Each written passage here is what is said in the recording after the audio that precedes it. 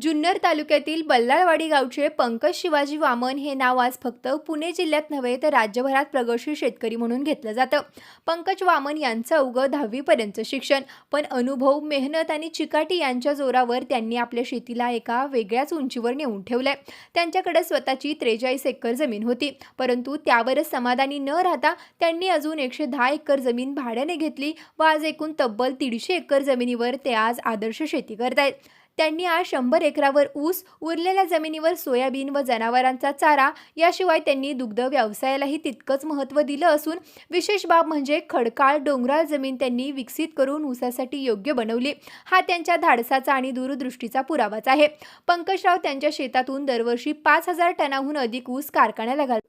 त्यामुळे त्यांना सलग 7 वर्ष विघ्नहर सहकारी साखर कारखान्यात सर्वोत्तम ऊस उत्पादक म्हणून पुरस्कारही मिळालाय. आज त्यांच्या नावावर कोट्यवधी रुपयांचं ऊस उत्पन्न जमा होत असून शेतीमधूनही शेतकरी कोट्यवधी रुपयांचं उत्पन्न मिळवू शकतो, याचं हे आदर्श उदाहरण आहेत.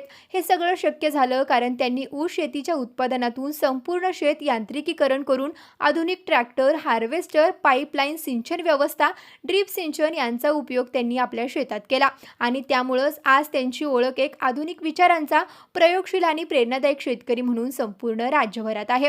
पंकज वामन हे फक्त यशाचं उदाहरण नाही, तर ते शून्यातून विश्व निर्माण करणारं वास्तव दाखवतात. जुन्या पिढीचा अनुभव आणि नव्या पिढीचा दृष्टिकोन याचं उत्तम उदाहरण म्हणजे पंकज वामन यांचं जीवन. त्यांच्या या आधुनिक विचारसरणीला कृषी मंत्राचा सलाम.